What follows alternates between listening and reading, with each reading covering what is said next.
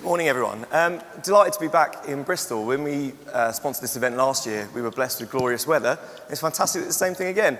But it's always interesting that this weather breeds confusion in terms of what one should wear. So it's a mixture between shorts and jackets. And of course, we all know if you're torn between those two things, perhaps wear both. So shorts and coats for you there. So yeah, delighted to be back and delighted to be speaking. And this presentation that we have for you today is born out of something that I'm sure we will have all come across in our time in recruitment, which is hiring of graduates in the first place. But what we've seen more frequently is this change from just talking about graduate employment and attracting graduates to a much wider view in terms of just young people in general. And there's been an increase in the methods that we can attract individuals and how we define those groups. Of course, we know the apprenticeship levy came into place. So how does that impact attracting a younger audience? And what about those people that choose not to enter education or choose not to go by the apprenticeship route? So what we're aiming to do with this presentation today is give you an overview in terms of that 16 to 24-year-old age bracket. So without further ado, these are young people. So if you were to read online, it's quite a disparaging story that we read, and well, let's cover some of those stereotypes in terms of that 16 to 24-year-old age group. People think that they're switched off, they're unengaged, they're attached to their mobile phones, although I think we could all argue who isn't. I know I certainly am, even though I can no longer classify myself as a 16 to 24-year-old many moons ago. That ended. But essentially what we're getting at here is, in terms of a market picture, there are around 20-odd million 16 to 24-year-olds in the UK. And that makes up a third of the entire population. So, again, some of the stereotypes: glued to their phones, short attention span. I think that's a common baby misrepresentation, and at least that's what some of this presentation aims to do, challenge those preconceptions that we have. A sense of entitlement is what's written down in my notes, but I think that's a bit of a scary concept to try and get across, so perhaps I'll skip over that. But I think what's really interesting is the challenges that younger people face in terms of the majority of those individuals feel that they'll never be able to own a home or be able to save up enough. And I think there's a piece of research that suggests that if you're starting in the workplace tomorrow, you need to put aside £100 to £200 every month for the next 8 years to be able to afford your own home. So whilst there are a lot of preconceptions, I think we should also acknowledge that there are a lot of challenges for younger people that they face today that perhaps older generations didn't have in the marketplace. I think what's also really interesting with a bit of desktop research is that 2/3 of this audience would rather work for 40-odd K for a cause that they are part of or believe in, rather than earn 100K for something that they just don't have an interest in. So clearly, there's an indexing with this audience to want to do good and want to have an impact and want to give something back. We're going to talk about UCAS applications in 2018. So just over 500,000 in January alone. So again, I think the preconception with this audience is that undergraduate study is the prominent method in terms of how you're going to go about your entry to work. So there's a preconception here that to enter the workplace, you're going to need to have a higher education. And I guess part of our research, or what we want to understand, is that still the case? And if that is the case, what percentage of that audience, in terms of those 16 to 24-year-olds, believe that? What's really interesting around this audience is the challenge that they face in study. Of course, tuition fees have gone up and are at their highest that they have been for a number of years.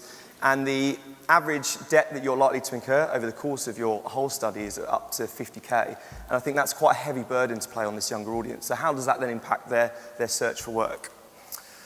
Apprenticeship starts. So the apprenticeship levy kicked in, and over the last year, just over 250,000 apprenticeship starts for 16 to 24-year-olds. And what's really interesting, if you look at the entire apprenticeships audience, this age group make up about 50% of all apprenticeship starts in the last year, which on the surface looks like a really positive metric. But when you drill into more detail, there are actually less apprenticeship starts now than there have been in the past sort of 10 years or so. And that's kind of the opposite effect of what the apprenticeship levy was intended for. So again, a bit of desktop research uncovered the reason for that, and that is that there aren't as many apprenticeship roles being advertised. So it's interesting that the apprenticeship levy has caused this impact on recruiters of a little bit of confusion, and there's still some confusion around how much you pay in, how much you get out. So with less apprenticeships being advertised, less apprenticeships being started. So we imagine there'll be a sort of a continuing addressing of that in terms of providing recruiters with the information that they need to feel confident about how to advertise to this audience.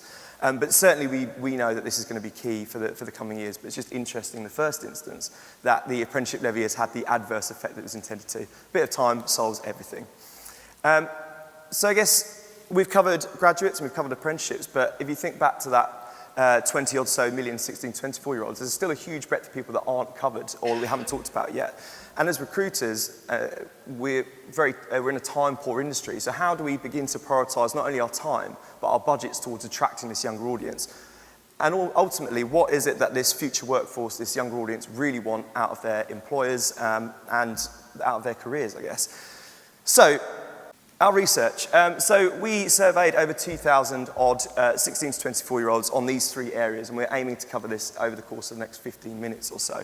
So we're going to be talking about the approach and entry to work, attitudes and aspiration, and finally, attraction and retention.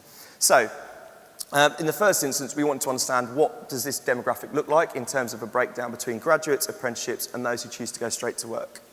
54% of young adults said their career path will be a university degree. So this has been our kind of preconception when we started this research, but it was interesting to see it materialise. So essentially half of this young audience still believes that university education is the predominant method to enter work. The benefits that this audience feel is that they're going to study for a qualification for their chosen career path. So they already have an idea before they start their study about what they'd like to do. Some of this audience, in terms of this is all done by priority, are pursuing a personal interest of theirs and are hoping that later on down the line a career will materialise in terms of what they're interested in and the two will marry up. And finally, they believe that, or this audience believe that if they have a degree, they'll be able to choose from a wider range of professions because, and it's something that we'll all have seen as a kind of a qualifier to entry to work. In some instances, you must have a degree. But I'd be interested to hear from the rest of you throughout the rest of the day how much you've seen that change and whether there's been a softening of that and that's perhaps not a prerequisite that it once was. 10% of young adults in our survey suggested to us that they will enter an apprenticeship. And the differences with this audience between those that enter undergraduate study is that they want to earn without incurring student debt. So we talked about that 50K is the average debt that you'll incur over the course of your study. And it's just really interesting that that's the main motivator for this audience group. And perhaps that can play a part in terms of our messaging when we're looking to attract this audience. There's also an element of gaining their expertise in their chosen industry. So likewise with the graduates, they'll all have had some kind of a career or an idea of what they want to do mapped out, and they're looking for an apprenticeship to help them in that. And finally, there's this idea of gaining a first-hand experience in terms of that chosen industry and going into that field. And they feel that there's a kind of a security in apprenticeship to be able to do so. But it's just quite interesting that with that 50% down to 10%, maybe that helps us prioritise who it is that we need to look for. And what's really interesting to us is that 16% of those that we surveyed suggested that they will go straight to work. And again, you see this theme here of the reason for that being the removal or the avoidance of student debt. They want to gain experience to progress their career further, so they believe by entering the workforce at an earlier stage, further on down the line they'll be in a better position to be able to progress. And finally, it's this sense of achieving a greater financial independence at an earlier age. So again, perhaps this plays a part in terms of the messaging for this specific audience. So when you tot all those percentages up, I think there's still around 20% that just simply don't know which method it is that they want to choose. And that's quite an interesting trend, I think, for us. That's something that we want to explore in further bits of research.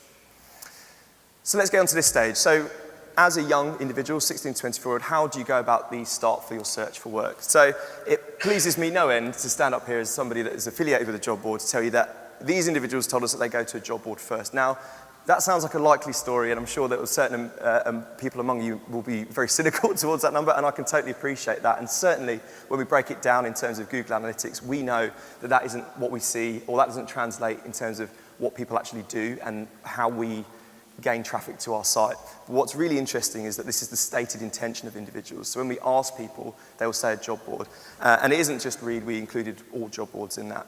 And I think for us, if we were to drill a little bit more into why that is, I think it's just simply the aggregation of content all in one place. So if you know that there's going to be a list of jobs and when you want to apply, you just want to be able to find the whole range of availability in terms of what's on the market, you're likely to go to a job board.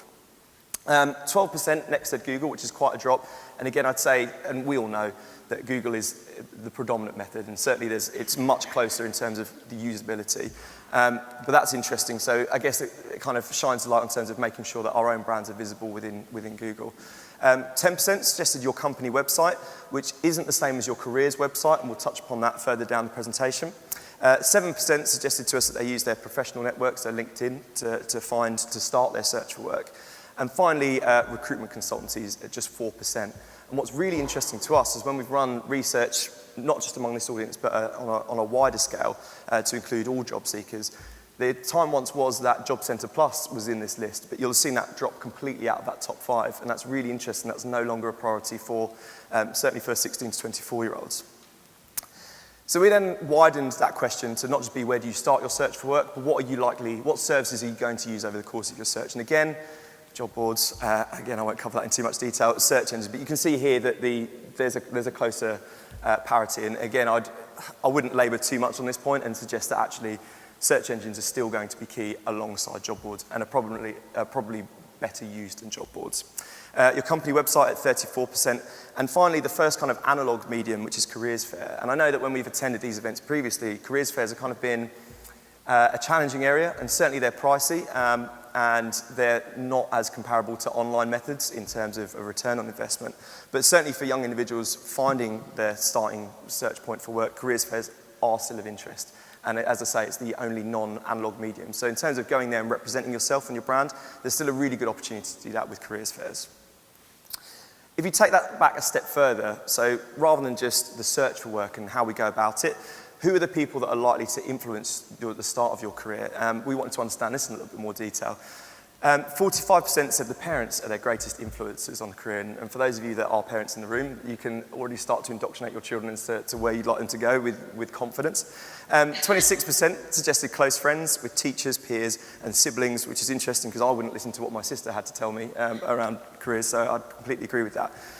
But this is really interesting, but as far as the takeaway goes, I'm not sure what I'm able to tell you in terms of perhaps there is something in appealing to this audience if you're looking to motivate the future career set, because they certainly listen to their parents more than any other group of peers. 75% of these individuals suggested that they apply for jobs on mobile, and that's the expectation. Again, there's nothing new. You'll have heard that before at many different events and around the industry. Nearly half of all millennials, if you look for some desktop research, suggest that they interact with their smartphones more than they do with humans. And again, I'd probably agree with that. And the average usage is around 4 to 5 hours every day that we spend attached to our phones. So I guess this just kind of highlights that we need to have a mobile optimized proposition, whether that's a mobile optimized site or something designed specifically for use on mobile, perhaps in regards to apps. And there's many experts around the room that will be able to guide you on that. 63% suggested they would prefer to apply sans CV, which is interesting because the death of the CV is, again, something that we'll have heard at many events and across many articles online. And it's just, I find that really interesting in terms of what will replace the CV, and I think there's still a certain amount of uncertainty. When we asked people, how would you prefer to apply? They suggested external applications, but we know that there are a amount of challenges around that in terms of making sure that you still get that conversion.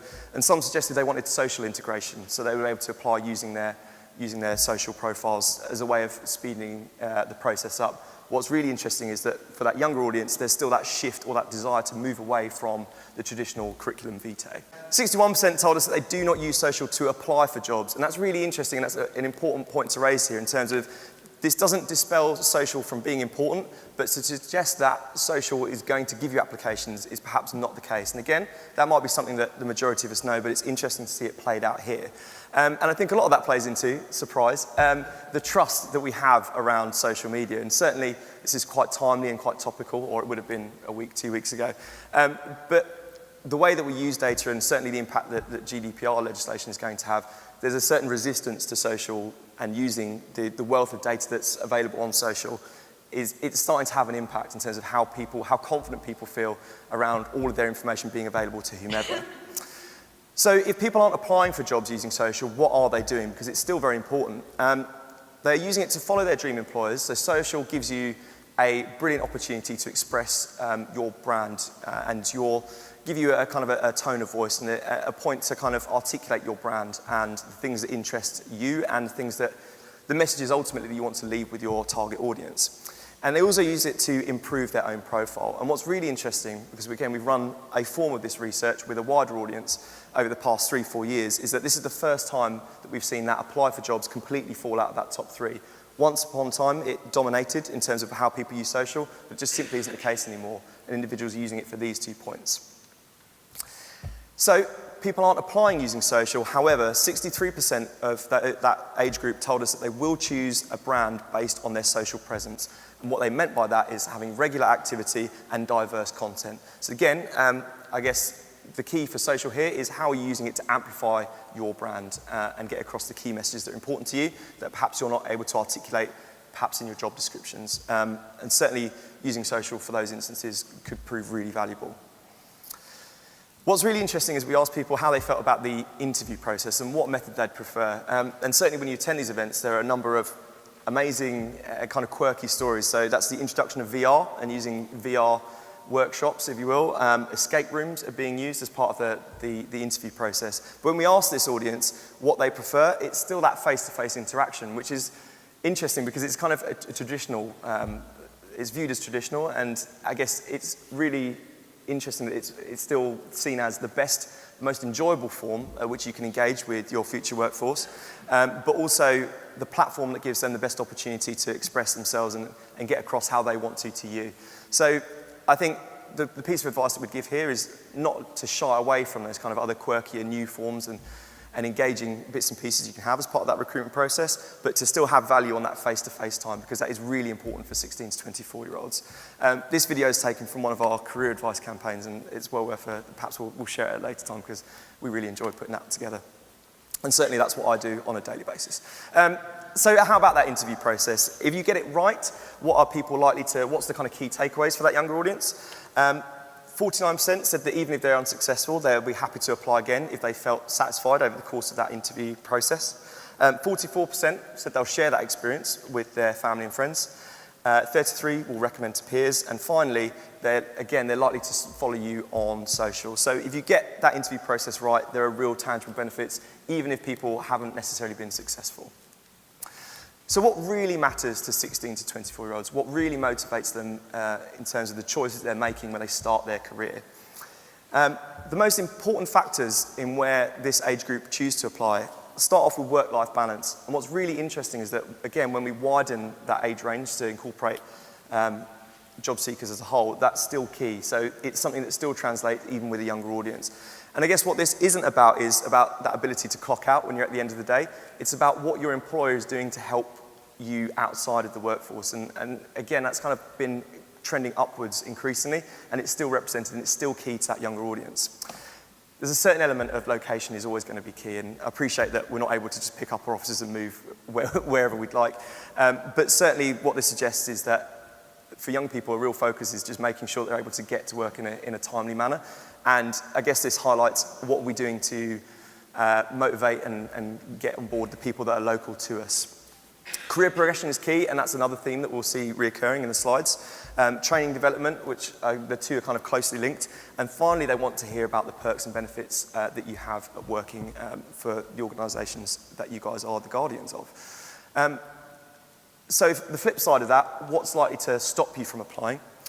Negative company reviews on sites like a Glassdoor or like those kind of review sites. And I think that is not a surprise, because if you think about how we even just purchase things online through Amazon, we're likely to flick through the reviews in the first instance to get an idea of what we're buying into. And certainly that is still the case for the recruitment process, and increasingly more so. So it's worth checking up on and worth doing everything you can to ensure that, well, first of all, getting visibility, I think, is key, and we've heard that in other speaker presentations. But having that visibility and then acting upon some of the feedback that you see on these company review sites is going to be crucial to how this younger audience view you. Confusing job descriptions is a real challenge, and other bits of research that we've run suggest that the optimum length of a job ad is 500 odd words. That's me still going through the processes of youth, at least. Let's not get weird. Confusing job descriptions is a thing. Lack of clarity on salary, and again, this is something that we see played out in real-time information. So the jobs that are advertised on read.co.uk, if you express a salary, whether it's on target earnings and put in what those are likely to be, we see an increase in applications on those that are able to share that information. So I guess it's this kind of removal of hiding it for whatever reason. I think the reason that recruiters didn't advertise salaries before is a certain resistance to how agencies might approach them and how much information you're sharing with your competitors. But it's key to this audience. So advertise those salaries, remove that fear, and be confident about sharing what your wage packet looks like. A disorganised interview process is likely to switch people off. And finally, not expressing those benefits is going to be key to making sure people apply to you. So if you don't have those benefits advertised somewhere in that kind of 500 odd words that you have to articulate your proposition, it might have a negative impact. So delving a bit deeper into employer brand, because it's something that's always talked about at events, and we were keen from a candidate perspective and from a 16 to 24-year-old perspective, what makes up an employer brand or what's important, and here's what they told us. They want to see these 5 things reflected in terms of this is what they use to articulate or what they would expect to articulate an employer brand. And again, there are many experts around the room that will be able to give you much more information on this. But what's interesting to us is that it comes down to clear organisational values as the key priority, ethical principles, rewards, benefits. Having a reputation is key, but that shouldn't put you off if perhaps you're not a known brand at this stage, and a commitment to career progression. But we were intrigued by this phrase, organisational values, because that's still quite open-ended. It's still, what does that actually mean? And we asked the question, what are organisational values to you? And here's what people told us, with a couple of examples of how others in the market are doing it. So the key thing to express organisational values is a track record for training and upskilling. And the video you'll see in the background here is from a company, HomeServe. And what they do really well is articulate this kind of record for training and upskilling on their site. And if you have some time, I'd recommend going on their site, because it's by no means, kind of different from what we might have as far as a careers page for ourselves here. But what they do is articulate this proposition as a priority. So it's the second thing you'll read on their list of why you should work for us. And what they also have, and we heard it in Dan's presentation this morning, is a number of testimonials from individuals already in the organisation from a number of job roles. So it's not just the job roles that you'd expect from HomeServe in terms of customer services representatives and those individuals that go out to homes. It's everything from recruitment, from HR to project managers to marketeers. They've got a number of employee testimonials. And again, I think it was something that we saw in the first presentation. How are you using your own people to articulate your proposition really makes a difference to 16 to 24-year-olds. The second point is always delivering great customer service. And again, I think that speaks to people viewing the recruitment process similarly to how we view the e-commerce journey. This instance you have in the background is from an American retail company called Zappos. And this individual here, his name is Stephen. You can check this video out on YouTube afterwards. He is known in his company as having the record for a 10-hour-long customer service call, which is an incredible feat, I think we can all agree. And so Zappos have these stories and they share them and they use them as a PR exercise. And it's great for attracting users to their site. It's great for getting that kind of customer attraction, but it also plays a part in how we view them as employers and how people are likely to sign up to them. And again, for this younger audience, it's really important that what they do matters. And certainly Zappos do a really good job of putting their people as part of their brand. So something to take away. And finally, in terms of those top 3 and how this young audience make up a employer brand, he says, there we go, is helping, here we go, helping in the local community. And we always use the Deloitte example because they're really good in terms of getting the brands to reach out to their local communities and see what kind of initiatives make a difference. And again, for this younger audience, it's key, this sense of giving back is reoccurring throughout the whole of our research. And again, what Deloitte do, as I say, is they empower the branches to reach out within their local communities to do good. So whether that's, in this instance, looking at sports, and the disadvantaged. In some instances, it's reaching out to schools and giving them help in terms of redecorating schools. And in some instances, it's about reaching out to communities where they're helping people get back into work for the first time. So giving them career skills, interview techniques, how to write the CV. There are many instances with Deloitte, and I appreciate with big budgets, it's easy to do that. But certainly maybe one of the quick wins we can have is just to look how can we affect our local community in a positive manner. Because for 16 to 24-year-olds, it's really important. What else is really interesting to us is that we wanted to understand what the biggest fears are for this younger audience when they enter work, because the recruitment process doesn't just end when you get the role. What are your feelings around when that first day comes? And the top 3 biggest fears are feeling underqualified and inexperienced, the stress and impact on mental health, and it was mentioned on our roundtable earlier, this awareness of mental health and its role and its importance has increased over the past year or 2. And certainly for this younger audience, it's kind of, there's a huge burden, and it's one that we shouldn't shy away from as recruiters, and it's one that we should look to address as early as we can. And then finally, this whole point around not being taken seriously. And again, what I find really interesting is this isn't maybe limited to younger people. I think I felt all three of these things just on the journey here. So there we go. The next section, he says, this highlight here, with a person sliding down slide. I love that slide.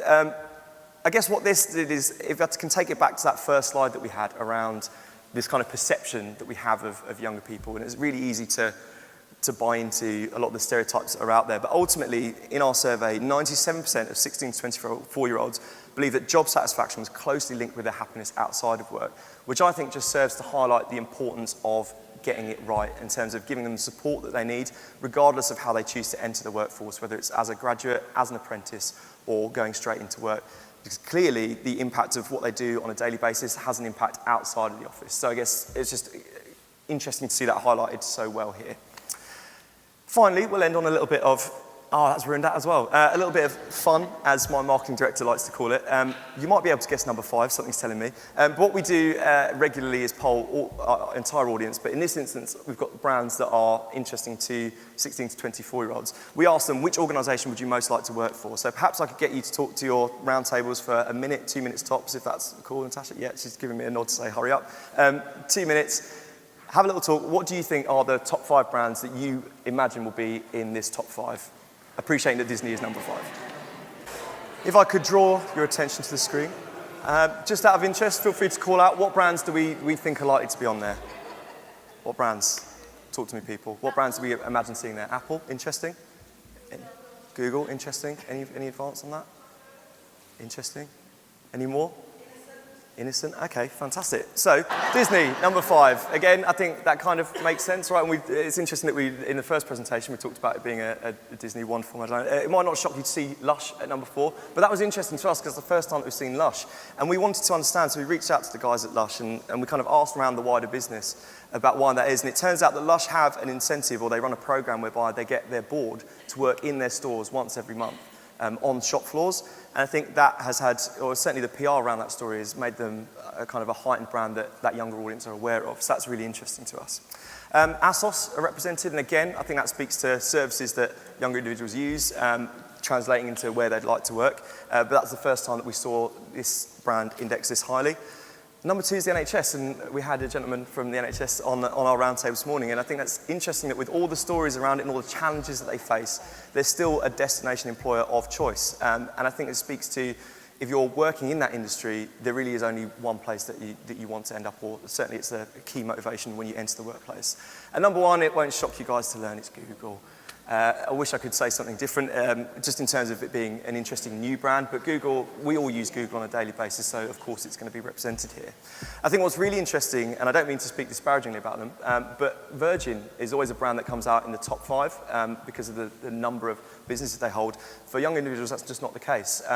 They appear in the top 3 when you widen this out to include a wider audience, not just 16 to 24-year-olds, but it's just interesting that they fall outside of the top 5 on this occasion. So, if I'm going to leave you with any takeaways, it might be perhaps these 4 points. Work-life balance is key to this younger group of people. So it's what can you do and how can you motivate people to explore opportunities outside of work? What are you doing to make sure that you're aware as an employer that outside of work matters to these young people as much as it does in terms of inside the office too? And that might include things like career support and well-being, because they really matter to a younger audience. Keep the recruitment process clear, simple, and mobile-enabled, but I think I'm not telling you anything new when we say that. Tell your story of doing good, because CSR really matters to Generation Z, or digital natives, as we call them often.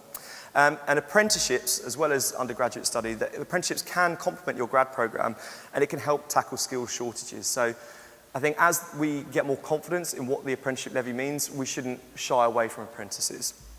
And interestingly, parent power still matters even to digital natives. So as much as things shift and change and new technologies and new shiny things appear, it's just really interesting there's still a kind of a traditional thread, whether that be in parent power still mattering or in terms of the interview process. They still really value that face-to-face time, so let's not lose sight of that too. And that is all I had for you this morning. Thank you very much.